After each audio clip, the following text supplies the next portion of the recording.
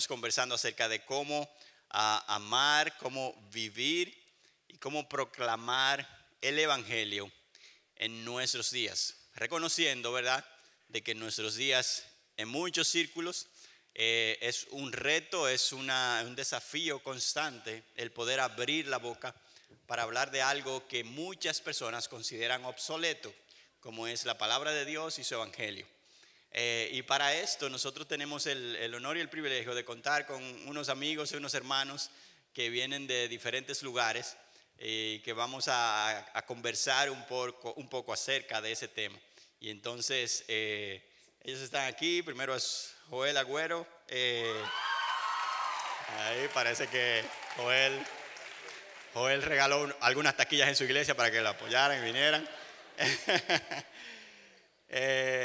Pero mientras voy presentándole, me gustaría que también te presentaras un poco, Joel, de dónde vienes, qué haces y todo lo que quieras compartir para que la gente te conozca.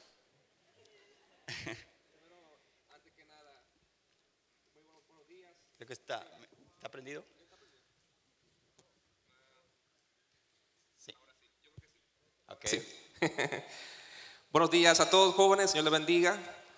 Para mí un privilegio y un placer estar con ustedes y poder compartir lo que es el Evangelio y cómo el Evangelio ha impactado mi vida. Mi nombre es Joel Agüero, soy pastor en la Iglesia Bautista Fundamental y soy asistente del pastor José Agüero, mi padre, y nací y crecí en un hogar cristiano y he disfrutado, ¿verdad?, todas las bendiciones que es vivir en un ambiente cristiano, y por eso estamos aquí, para ser animadores a ustedes. Sé que ustedes están viviendo en la misma experiencia que nosotros como jóvenes cristianos vivimos, aunque estoy medio preocupado, Joel. ¿Por qué? Porque oyendo al pastor Otto ayer hablar de la vejez, hablar de la juventud, parece que cuando nos invitan a uno a predicarle a jóvenes, quiere decir que ya no estamos siendo viejos ya, ¿verdad? No somos tan jóvenes ya. Puede ser un mensaje, sí. Ese es el mensaje, sí, básicamente. Sí. Así que nada, jóvenes, estamos contentos de estar con ustedes. Soy esposo de una esposa, ¿verdad?, Brenda Montaz, y padre de dos hijas, Lía y Laura. Estamos contentos de poder estar con ustedes aquí. Gracias, Joel, y gracias a la Iglesia Bautista Fundamental por su apoyo. Sigfrido.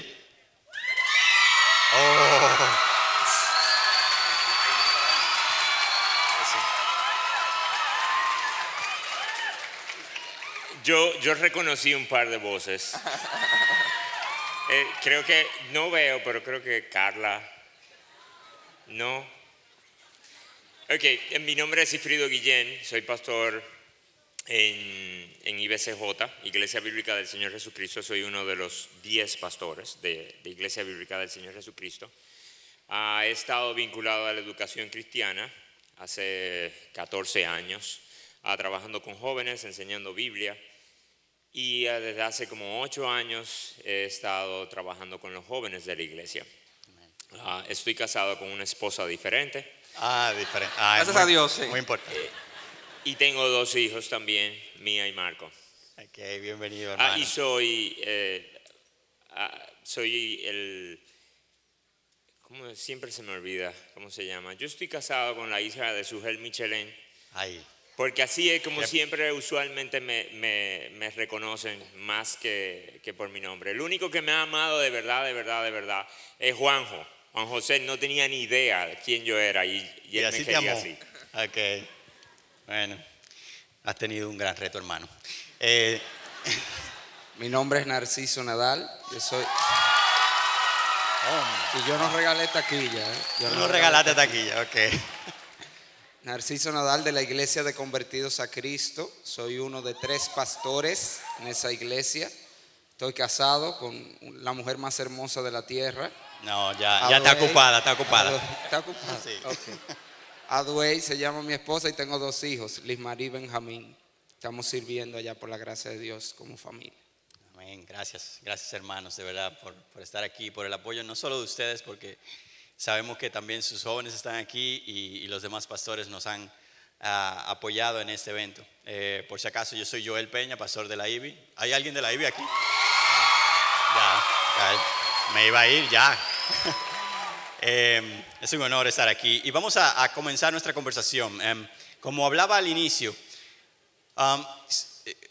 yo les comentaba a mis jóvenes hace un par de semanas que cuando yo fui a la universidad, el ambiente de mi universidad es muy diferente al de la universidad del día de hoy. Es posible que en el colegio también sea así y en otros círculos.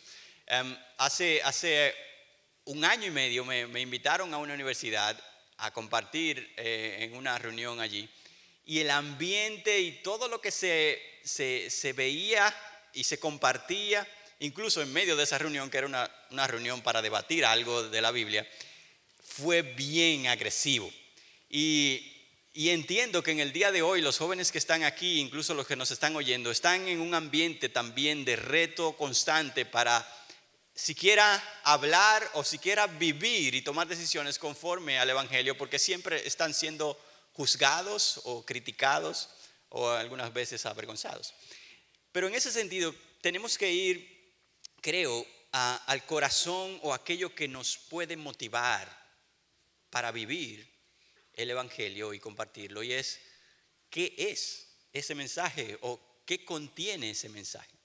Y entonces, a manera así de improvisada, cualquiera de ustedes, ¿qué me puede decir acerca de qué es el Evangelio y cuál es el contenido de su mensaje? Vamos, el cuñado Sugel. Ah, sí. Como el Él nuero. es el que sabe. El nuero. Él es el que sabe, yo no. No se pega eso. No. Básicamente, el Evangelio tiene muchas aristas. Dicho de una forma muy simple, quizá algunas piezas claves que uno debe de tener: Dios, el creador, el sustentador, el rey, santo y justo, hizo al hombre, el hombre cayó, lo hizo para que reinara con él, para que fuera su mayordomo, para tener una relación con él, y el hombre fue rebelde. Adán fue ese hombre y fue nuestro representante, y nuestro representante falló el penalti, la macó, desobedeció delante de Dios y vino serias consecuencias. Vino el pecado, vino la muerte, vino el juicio de Dios. Y ahora entra el problema, ¿cómo lo resolvemos? Y viene la otra parte, que es Cristo, el Hijo de Dios hecho hombre, nuestro nuevo representante, para resolver ese problema delante de la justicia de Dios y de la santidad de Dios, para finalmente llevarnos a la gloria. Esa es la forma quizá menos poética. Me gusta como alguien lo dijo, y dice que básicamente las escrituras y el Evangelio se trata de un gran rey preparando a su hijo el príncipe para matar al dragón y rescatar a una prostituta para hacerla su bella esposa, la iglesia. Amén. Amén. Excelente. Eso es lo que el apóstol Pablo en 1 Corintios 15, 1 al 3, él resume en estas palabras. Dice la Biblia: además os declaro, hermanos, el evangelio que os he predicado, el cual también recibisteis, en el cual también perseveráis, por el cual asimismo, si retenéis la palabra que os he predicado, sois salvos, si no creísteis en vano. Y aquí viene, este es el evangelio que él predicó y que hay que recibir, porque primeramente os he enseñado lo que asimismo recibí, que Cristo murió por nuestros pecados conforme a las Escrituras, y que fue sepultado y resucitó al tercer día conforme a las Escrituras. Esa es la esencia del evangelio. Los hombres tenemos un serio problema, somos pecadores, nuestro pecado nos separa de Dios, nos condena, nos hace estar esclavizados a la miseria, pero Dios mandó a su Hijo Jesucristo, que murió en nuestro lugar, llevó nuestra culpa, pagó nuestro pecado, y no solo murió, sino que resucitó al tercer día, dice la Biblia, por otro lado, para nuestra justificación y de esa manera llevarnos a Dios. O sea, el evangelio son las buenas noticias, que de hecho es lo que significa la palabra evangelio, buenas noticias, buenas nuevas, de que a pesar de que merecemos condenación, Dios envió a su Hijo para llevarnos a Él, para darnos vida eterna y que podamos tener comunión con Él a través de su muerte y resurrección. Amén. Tanto Sigfrido como tú han mencionado, incluso en el caso de Sigfrido, mencionó como 4 elementos de ese evangelio: Dios, el hombre, la respuesta o la solución que Dios dio a eso, y después Cristo en medio de esa respuesta, y entonces la salvación que viene a través de Cristo. Y entonces aquí vemos en este pasaje cómo se resume en lo que hizo Cristo, ¿verdad? En su muerte, pero también en su resurrección. No se queda en lo que Él hizo en la cruz, sino en la importancia de que Él haber resucitado para que se cumpliera todo lo que Él había predicado y dicho, ¿verdad? Si no, se confirmara. Se confirmara. Esa es la eso. confirmación. Excelente. Joel, cuando nosotros oímos este mensaje y vemos que está basado en la palabra de Dios, nosotros pudiéramos tener alrededor nuestras personas que lo escuchan nuevamente aquí y dicen, oye, pero está bien, yo lo escucho, yo lo entiendo, pero ¿cuál es la relevancia?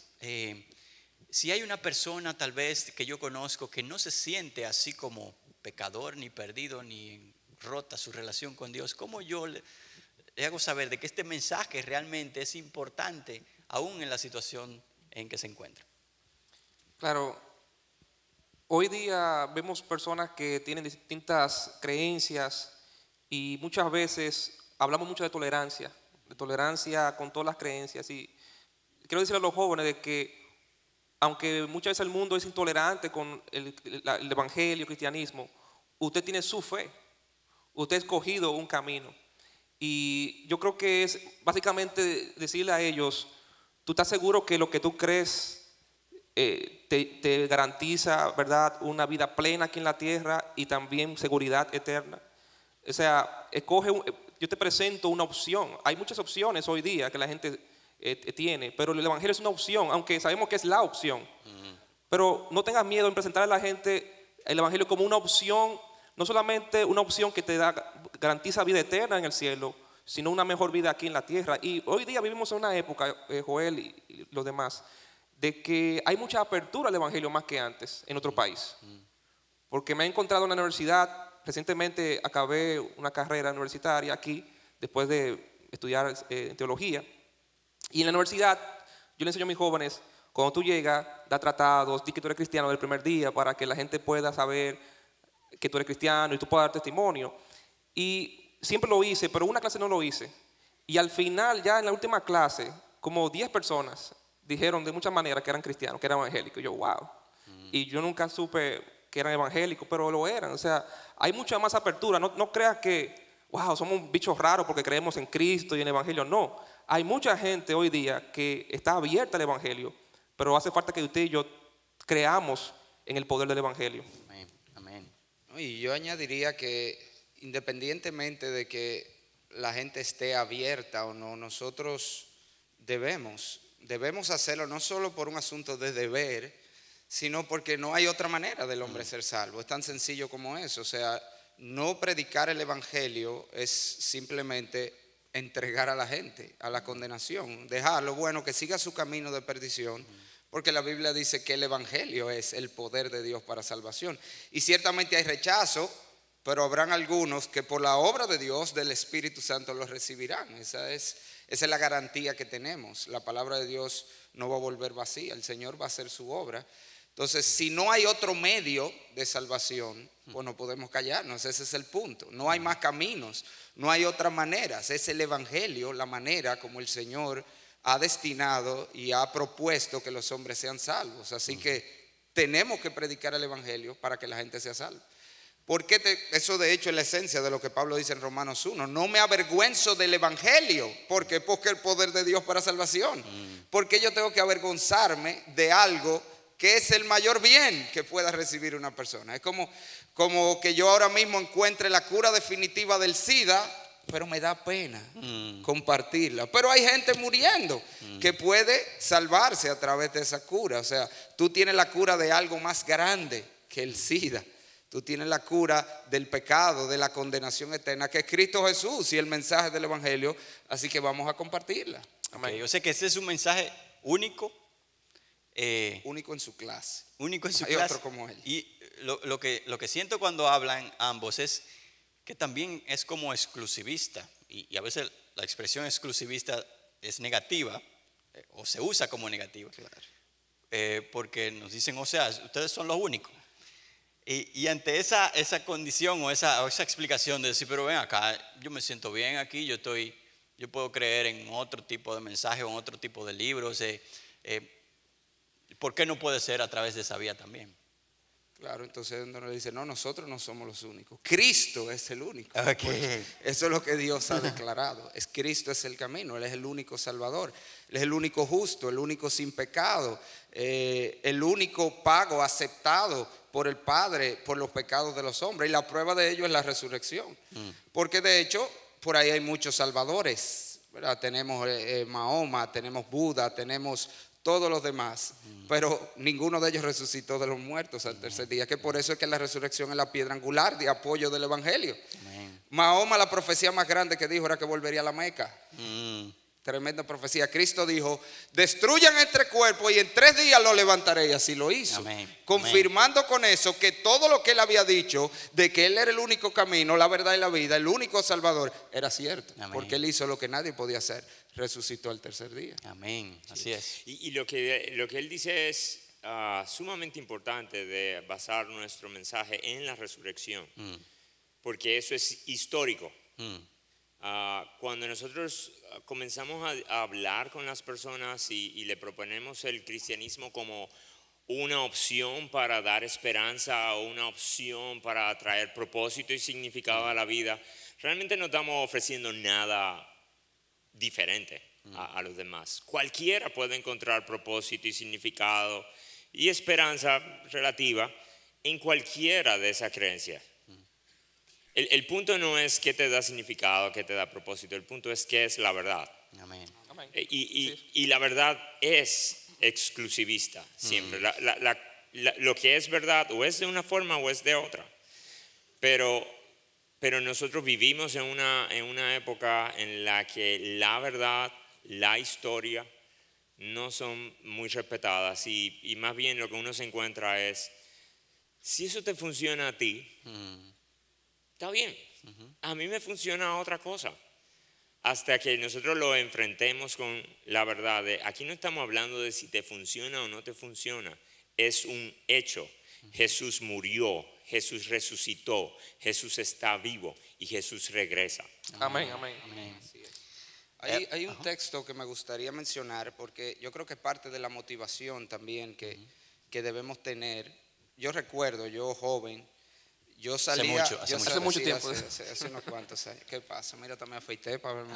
Bueno, sí. La idea es que yo tenía ese temor, pero es que la gente no quiere oír. ¿Por qué yo voy a salir a decirles si ellos como quiera no quieren oír? De hecho, yo recuerdo que ya yo me predisponía. Yo iba donde la gente ya poniendo yo la cara de que ellos me iban a rechazar. Y a veces le predicaba el evangelio y decía, tú no te quieres convertir, ¿verdad que no? O sea, pero nosotros tenemos que saber que la respuesta al evangelio es una obra divina. Amén. Y Dios aún tiene mucho pueblo. ¿Y cómo lo sabemos? Bueno, porque Cristo no ha llegado, o sea que Él tiene mucho pueblo. Entonces, el evangelio va a tener efecto en algunos. Hay un texto tremendo de la palabra en 2 Corintios 4, 3 al 6, lo voy a leer. Dice el apóstol Pablo lo siguiente: pero si nuestro evangelio está encubierto, entre los que se pierden está encubierto, en los cuales el Dios de este siglo cegó el entendimiento de los incrédulos, para que no les resplandezca la luz del evangelio de la gloria de Cristo, el cual es la imagen de Dios. ¿Por qué la gente rechaza el evangelio? Bueno, están velados, no ven la gloria de Cristo, que es lo que le estamos presentando, ese Cristo glorioso, salvador, que da vida eterna, que restaura, que te lleva a Dios, que te ofrece una eternidad gloriosa, una vida de plenitud. Ellos no lo ven, sus ojos están velados, y esa es la condición natural de todos cuando estábamos en nuestra incredulidad. Pero dice el verso 6, verso 5, porque no nos predicamos a nosotros mismos, sino a Jesucristo como Señor, y a nosotros como vuestros siervos por amor de Jesús. Y oiga esto: porque Dios, que mandó que de las tinieblas resplandeciese la luz, es el que resplandeció en nuestros corazones para iluminación del conocimiento de la gloria de Dios en la faz de Jesucristo. Un pasaje tremendo lo que él está diciendo. ¿Cómo se convierte la gente? Es un milagro, señores. El mismo milagro que pasó en Génesis 1, cuando Dios dijo hágase la luz, y en las tinieblas resplandeció la luz. Eso va a pasar en el corazón de aquellos que Dios va a decir hágase la luz. Y en ese momento Los ojos serán abiertos y verán la gloria de Cristo y van a correr a Él y lo van a abrazar. Así que nosotros predicamos el evangelio confiando en que ese es el poder de Dios y que habrá momentos donde Dios va a hacer ese milagro y tú puedes ser el instrumento para ver ese milagro hecho en el corazón de la gente. Yo creo que deberemos también, como dice Nadal, entendiendo la soberanía de Dios y el poder de Dios, entendiendo de que los jóvenes que nos rodean, aunque es la verdad, como decía Silfrido, es la verdad absoluta, pero están cegados, como decía Nadal. Y ellos necesitan entender dos cosas para poder ser salvos. Número uno, entender en la terrible condición en que se encuentran, aunque ellos no se den cuenta de eso. Ayer le predicaba a los jóvenes en la capilla del colegio, les decía, ustedes están en tinieblas, Dios quiere traerte la luz, pero tú tienes que reconocer que estás en tinieblas. Tú estás estás desesperadamente apartado de Dios, estás totalmente depravado, ¿verdad? Como enseña la teología, estás totalmente muerto. Tú no eres tan bueno como tú crees. Me fascinó el mensaje de anoche del pastor Chacho. Tú no eres tan bueno como tú crees. Ese es el mensaje de Cristo a los jóvenes. Amén. Tú no eres tan bueno. Tú no eres tan malo, dice la gente. Jesús te dice, tú no eres tan bueno tampoco. Hasta que tú no entiendas que tú no eres tan bueno, tú no vas a venir a la luz. Hasta que no te des cuenta que estás en las tinieblas, no vas a reconocer a Cristo. Leí una frase recientemente, alguien la puso en Facebook. Yo soy la peor persona que yo conozco. Cada día el Señor me recuerda, yo soy, aunque soy pastor, tengo muchos años en el camino del Señor, yo soy la peor persona que conozco, pero conozco a la mejor persona que hay, que es Jesucristo. Amén. Amén. De manera que ten la confianza de que Cristo es poderoso y acompañemos la predicación con la oración. Amén. Oremos por ellos. Oremos por ellos entendiendo que tú y yo no podemos hacer la obra, pero Cristo sí puede. Amén. Saben que esta conferencia tiene una motivación detrás y es la celebración de los 500 años de la Reforma Protestante. Y cuando hablábamos al introducir este panel, decíamos que los tiempos de antes como que eran un poquito más suaves que los de ahora. Pero si nos remontamos años y hasta siglos atrás, realmente no encontraremos oídos dispuestos a escuchar este mismo mensaje, sino que encontraremos ejemplos de resistencia también, de negación e incluso no resistencia como la que tenemos hoy, porque la resistencia de siglos anteriores se pagaba con la vida. Y hablando un poco acerca de esos reformadores, vamos a tomar tal vez algunos ejemplos de esos años atrás para traer en este contexto de la conferencia hombres que se pararon y no solo amaron el evangelio, vivieron por él, lo proclamaron y dieron su vida. Cuando vamos a la reforma, años antes de la reforma habían ya hombres dispuestos a reformar la iglesia de ese tiempo, y uno de esos era Juan Hus. Juan Hus era de Bohemia, algo que un lugar que es la República Checa en el día de hoy, pero en ese tiempo él incluso hasta pagaba por las indulgencias. Él era un hombre religioso, pagaba indulgencias, que era algo que servía supuestamente para perdonar sus pecados y no tener condenación. Pero en un momento X de su vida, él recibe información acerca del mensaje de Dios y de la Biblia, y cómo la Biblia es superior a cualquier otra autoridad. Y él está dispuesto entonces a defender eso. Y hay un evento X de la vida de Juan Hus, donde él recibe una invitación, no de cualquier persona, sino del emperador. Era como un rey de su ciudad o de esa zona. Y él recibe la invitación de participar en el concilio donde van a estar todos los obispos de todas las regiones.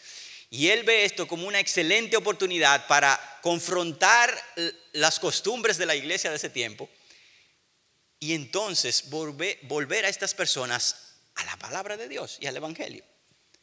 Y este emperador le dice, bueno, no te preocupes por tu vida porque yo te voy a cuidar, tienes un salvaconducto.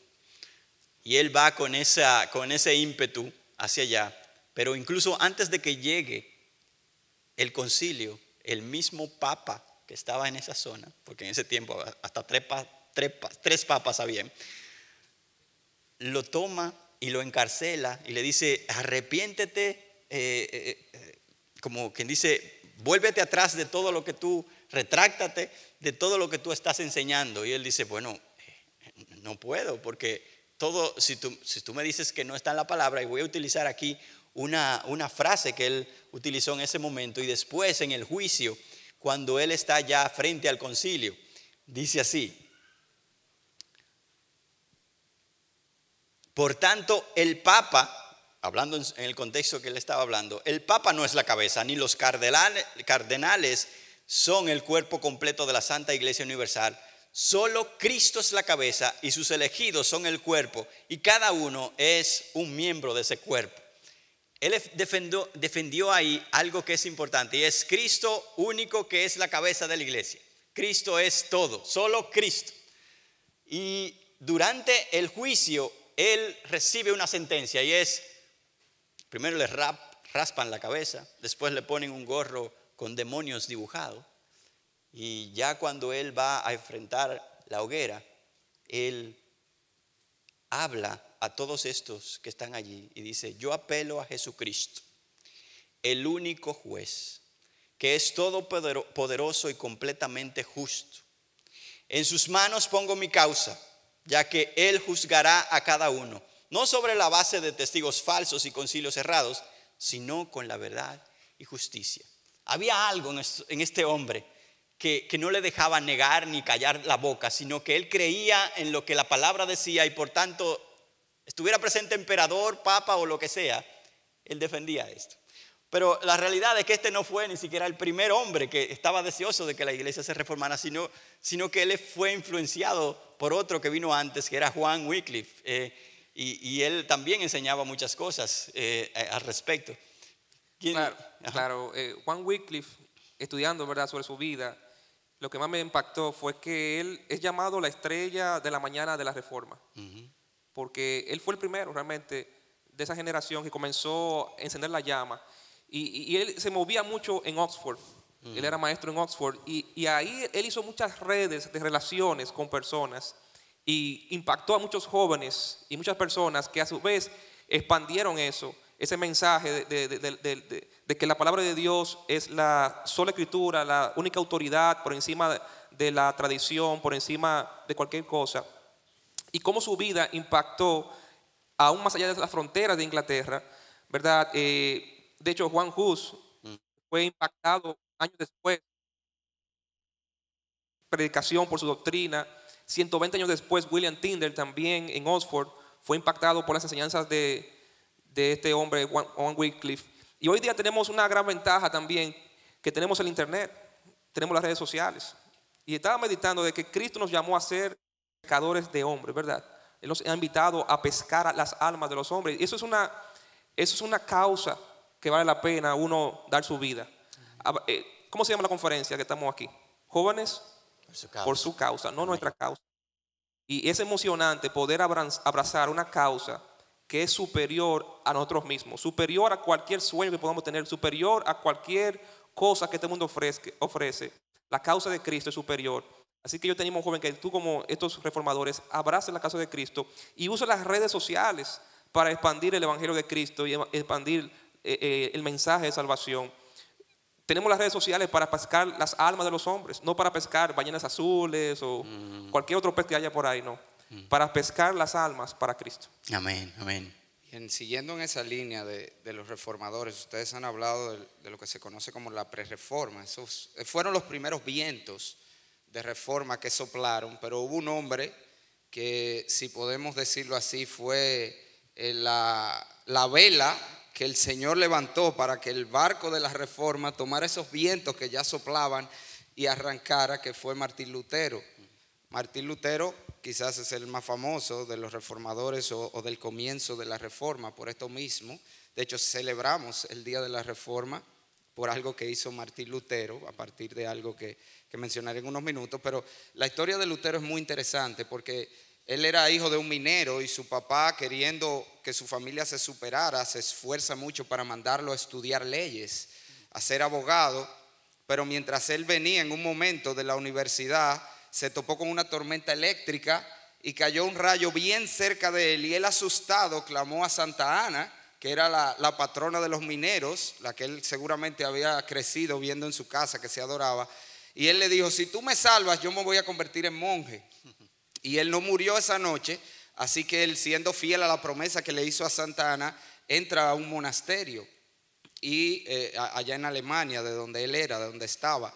Y él entra a ese monasterio y comienza la vida monástica, pero esa vida contemplativa, esa vida de reflexión, lo que lo llevó a él fue a confrontarse con su pecaminosidad. Y él era muy riguroso, se flagelaba, pasaba largas horas. Nadie quería, los monjes se confesaban unos a otros, nadie quería confesar a Lutero porque se pasaba 5 horas diciendo cada mínima cosa que había hecho. Y llegó un momento que su superior dijo, este hombre hay que ponerlo en algo porque se va a volver loco aquí, atormentado por su pecado. De hecho, y el hombre le dice, mira, tú lo que tienes que ponerte a estudiar la Biblia. Vamos a ponerte a estudiar la Biblia. Y el hombre lo manda a una universidad a que estudie la Biblia. Y Lutero, por primera vez, se pone en contacto con la palabra de Dios y con las enseñanzas de la Escritura. Estudia en los idiomas originales y se da cuenta de la gran verdad que pudiéramos decir que es la piedra angular que soportó todo el movimiento de la Reforma, y es precisamente lo que ya Juan Hus había encontrado, la verdad de que la Biblia enseña que la autoridad está en la Biblia. La autoridad real en la iglesia no es el Papa, no son las bulas papales, no son hombres, no es una institución, es la palabra. Y a partir de allí entonces él empieza a confrontar lo que veía en la palabra con las prácticas que se hacían a su alrededor, sobre todo la venta de indulgencia que tú mencionaste, las reliquias, los ídolos, ese tipo de cosas. Y ahí es donde él hace la famosa publicación de su 95 tesis, que la publica el 31 de octubre de 1517 en la puerta de la iglesia donde él estaba en Alemania. Por eso se toma ese como el día en que se celebra la Reforma. Son 95 tesis que no era más que una propuesta para debatir esto. O sea, es de verdad que esto que estamos haciendo es así. ¿Sobre qué base? Si es contrario a la Biblia. Pero por supuesto esas 95 tesis llegaron, ya era el momento donde la imprenta estaba funcionando, se imprimieron, se tradujeron a varios idiomas, se regó por toda Europa, en 2 meses estaba regado. Eso causó una revolución grandísima que llevó al Papa entonces no solo a excomulgar a Lutero, sino que se le cita para dar cuenta de lo que él estaba enseñando.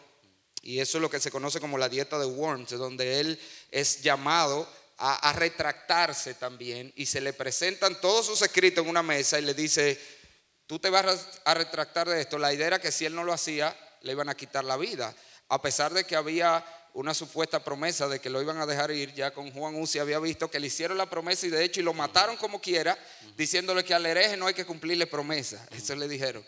Y Martín Lutero fue y le dijeron, te retractas. Y él, como hombre al fin, tuvo temor y dijo, me dan un día para pensarlo. Y es interesante porque esa noche, cuenta la historia, fue la noche antes de él tener que dar una respuesta definitiva, donde podían quitarle la vida si seguía defendiendo sus principios. Martín Lutero, dice la historia, escribió esa noche el himno Castillo Fuerte, que muchas de nuestras iglesias lo cantan. Es tremendo, habla de la confianza que tenemos en un Dios que nos cuida y nos defiende y nos protege. Eso fue lo que le dio fuerza esa noche. Y al otro día, cuando se le confrontó de nuevo, él dijo esto. Ya el pastor Juan José mencionó estas palabras en su mensaje, pero las voy a leer. Oiga lo que él dijo: a menos que esté convencido mediante el testimonio de las Escrituras o por razones evidentes, ya que no confío en el Papa ni en su concilio, debido a que ellos han errado continuamente y se han contradicho, me mantengo firme en las Escrituras a las que he adoptado como mi guía. Mi conciencia es prisionera a la palabra de Dios y no puedo ni quiero revocar nada, reconociendo que no es seguro o correcto actuar en contra de la conciencia. Que Dios me ayude. Wow. Amén. O sea, hay un factor común en estos hombres, y hay un encuentro con la verdad de Dios, y un encuentro que tiene un efecto que los transforma y les da una valentía y un coraje que no importa lo que venga adelante, ellos van a defender esa verdad. Después de Lutero, esta reforma que él no intentaba, ¿verdad? Que se armara este lío, pero él planteó un debate. Vamos a debatir no esto. sabía el bollo que se le iba a no sé, exactamente. Pero esto se riega y llega a otros países, hasta Francia, donde está un hombre muy, muy conocido Bueno, cuando Lutero clavó la tesis, estaba un señor llamado Juan Calvino en segundo de primaria.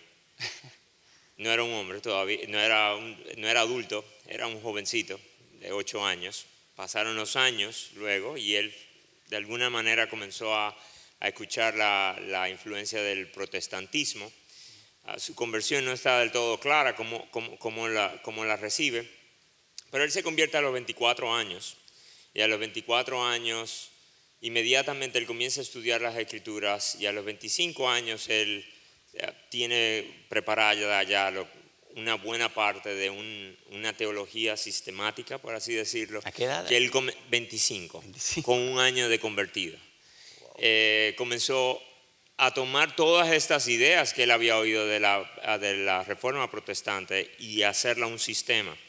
Martin Lloyd-Jones, que fue un predicador sumamente influyente en el siglo pasado, decía que Lutero era una especie de volcán en erupción. Tiraba ideas, fuego, pero disperso. Pero las ideas, para que se mantengan, no pueden estar dispersas, sino que tienen que estar en un cuerpo. Y lo que hizo Juan Calvino fue tomar toda la idea de las escrituras y tratarla de hacer un cuerpo, un sistema. Para ejemplificarlo de alguna manera, en el cuerpo nosotros tenemos diferentes sistemas, le llamamos sistemas. Vamos a poner el ejemplo del aparato digestivo: boca, esófago, estómago, intestino delgado, grueso. Ese es muy usado por los jóvenes. Me perdonan si me volé alguna. Y usted puede tener todas esas piezas y es súper bueno que usted tenga el estómago y el intestino delgado. Pero si no están conectados apropiadamente, no le sirve de nada tener esas dos piezas por separado. Entonces lo que hizo Juan Calvino fue que tomó todas estas piezas y verdades y trató de armarlas y hacer sentido de las escrituras. Y ese fue el gran aporte de Juan Calvino. Pero cuando él hizo eso, obviamente cuando estaba armando todo el rompecabezas, en el centro quedó algo importante: la gloria de Dios. Todo en las escrituras Juan Calvino descubrió, no fue que él lo inventó, lo descubrió, gira alrededor de la gloria de Dios. Y uno puede decir, bueno, su gran aporte fue la teología. Sin embargo, su teología lo llevó a desarrollar una cosmovisión bíblica. Y esa cosmovisión bíblica, esa manera de ver el mundo, hizo que él comenzara a ver todo el mundo a la luz de las escrituras y la gloria de Dios. Y esa cosmovisión bíblica tuvo múltiples efectos en áreas importantes. Por ejemplo, la doctrina del trabajo. En aquel momento los sacerdotes, los dedicados al ministerio, eran aquellos que tenían las profesiones que glorificaban a Dios. Pero Juan Calvino dijo, no, el que hace el reloj, él estaba en Suiza, el que hace el reloj, el que arma el reloj, está haciendo un trabajo para la gloria de Dios. El médico lo está haciendo, el ingeniero. Así que Juan Calvino descubrió el valor que tenía en la profesión, la vocación. Cualquier vocación es una vocación, es un llamado de parte de Dios. Así que la gente ahora podía ir a trabajar no solamente por un sueldo, sino que ahora su trabajo, cualquiera que fuera su trabajo, tenía dignidad y tenía significado. Pero eso tuvo más consecuencias. Eso hizo que en esa región la gente comenzara a trabajar diferente. Y al comenzar a trabajar diferente, esas naciones comenzaron a prosperar. Y comenzaron a tener una idea diferente acerca de la economía. Y luego comenzaron a pensar acerca del gobierno de una manera distinta. En aquel momento lo que reinaba en Europa, lo que dominaba Europa era la monarquía. Y por la cosmovisión de Calvino, él comenzó a decir, es que el hombre está corrompido. Y el total poder para un solo hombre es peligroso. Vamos a comenzar a distribuir el poder. Así que por las ideas de Juan Calvino, nosotros tenemos hoy día lo que conocemos como democracia. El capitalismo vino por Juan Calvino. Y dado a que no fue que él se lo inventó, pero las ideas embrionarias, en embrión estaban las ideas ahí. El mercado libre, la academia, dado a que toda profesión le da gloria a Dios, entonces no solamente los teólogos tienen que ir a una buena academia, los que van a estudiar ingeniería tienen que ir a una buena academia. Así que él comenzó a afectar la educación superior, la educación pública. Y este hombre también reformó la iglesia. Y uno de los eventos así dramáticos de Juan Calvino fue en esa reforma de la iglesia. Él presentó al gobierno. En aquel entonces el gobierno y la iglesia no estaban del todo separadas. Eso es una de las cosas que teníamos que aclarar. Estos hombres que hemos mencionado tenían errores y errores doctrinales, algunos serios. Esa aclaración es bien importante porque tal vez algunos de los que están oyendo pueden sentirse, oye, pero es que esa gente está a otro nivel, yo no estoy ahí, yo estoy muy imperfecto. No, para nada. Pero en el caso de, siguiendo con Calvino, él tenía, propuso diferentes reformas a la iglesia. Y imagínense esta gran reforma. Él introdujo la reforma de que la iglesia debe cantar. Eso fue una reforma. Nosotros lo oímos hoy y nosotros decimos como que, ¿qué? Eso es natural. Todo aquí cantamos. En aquel entonces la iglesia no cantaba. Solamente cantaban ciertas personas en la iglesia. Pero el pueblo no cantaba. Así de rara era la iglesia. Pero otra reforma que él implantó o que propuso fue que la Santa Cena o la cena, en aquel entonces todavía la misa, no la podían tomar personas no creyentes. Obvio, al día de hoy, ¿verdad? Para nosotros. En aquel entonces no tan obvio. Y eso comenzó a traerle problemas. Y hubo un señor, alguien muy distinguido de la sociedad, que también fue conocido por una promiscua y de adulterio. Y cuando este señor intentó tomar la cena del Señor, Calvino lo negó, se lo negó y dijo, tú no puedes, tú estás en pecado. Así que este hombre se fue y luego regresó el próximo domingo con militares. Imagínense por lo que estaban pleiteando, tú me tienes que dar la cena del Señor a mí. Ay, ay, ay. Y Calvino se puso en el medio y dijo algo parecido a, ustedes me pueden doblar las manos, pueden cortar mis manos, pueden derramar mi sangre, pero yo no voy a dar lo santo a un profano. Yo no voy a dar lo santo a un profano. Y estos hombres no tuvieron más remedio que devolverse. Las cosas no quedaron ahí. Luego a Calvino lo siguieron presionando. Finalmente tuvo que salir de Ginebra. Pero las cosas le fueron tan mal a Ginebra sin Calvino que tuvieron que escribirle y decir, por favor regresa. Es mejor tu influencia que lo que nosotros tenemos ahora sin ti. Y esa influencia, mis hermanos, ¿saben por qué fue? Porque él amaba la palabra. Amén, amén. Él usaba la palabra. Amén. Y toda su vida giraba alrededor de la gloria de Dios. Y él no tenía miedo en decir, Dios dice. Amén. Amén. Que así sea. Nos hemos terminado ya el tiempo, pero queremos cerrar con algunas palabras de consejo, algunas palabras de motivación. Aunque no tenemos ya tiempo, queríamos compartir algo más, pero yo voy a dejar que uno de ustedes, Narciso, oyendo todo esto de ¿Qué familia es Sugel? oyendo todo esto de los reformadores, de lo que es el evangelio, de la relevancia que tiene, del valor que tenían estas personas, ¿qué consejo pudiéramos dar a esta generación? Y después a Joel, oremos por esta generación y por los retos que tenemos ante nuestros tiempos.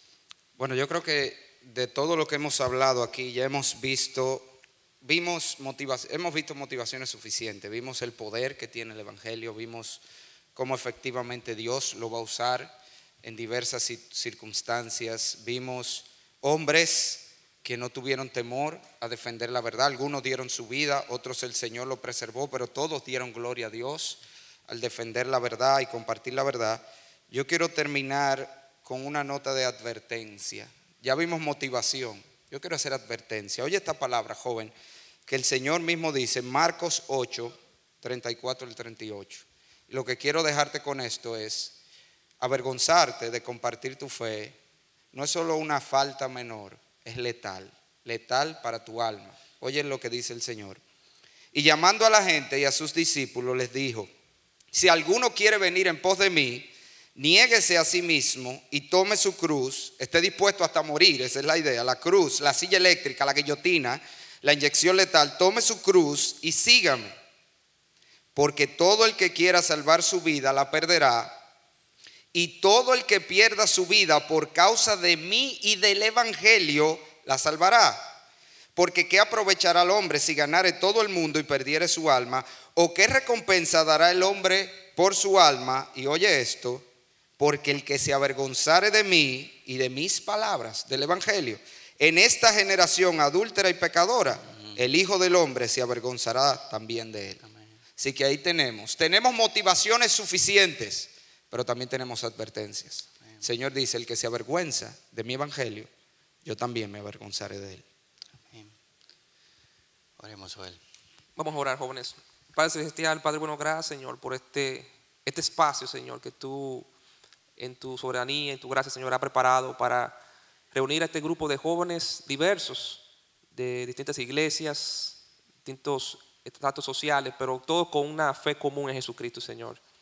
Padre, rogamos que tú, Señor, levante de aquí un ejército de jóvenes dispuestos a abrazar no su causa, no una causa que perece, sino una que es eterna, que es el Evangelio de Jesucristo. Que ellos puedan, Señor, vivir con propósito, con el propósito y la misión de ser una influencia espiritual en la vida de aquellos que les rodean, Señor. Que ellos puedan utilizar sus redes sociales, utilizar sus conexiones, sus amistades, sus relaciones que cada día establecen en la universidad, en el colegio, donde quiera. Ellos puedan promocionar, puedan promover a Jesucristo y su Evangelio, Señor. Que puedan ser la diferencia donde quiera que estén y puedan ser, Padre, instrumentos tuyos en tus manos, Señor. Amén. Glorifícate en medio nuestro, sigue bendiciendo esta conferencia. Gracias, Señor, por todos los hermanos que han puesto esta actividad, que han planificado esto. Padre, bendícelo, Señor, y que tu presencia siga acompañándonos en todo, Señor. Te lo pedimos en el nombre de Jesús. Amén, amén.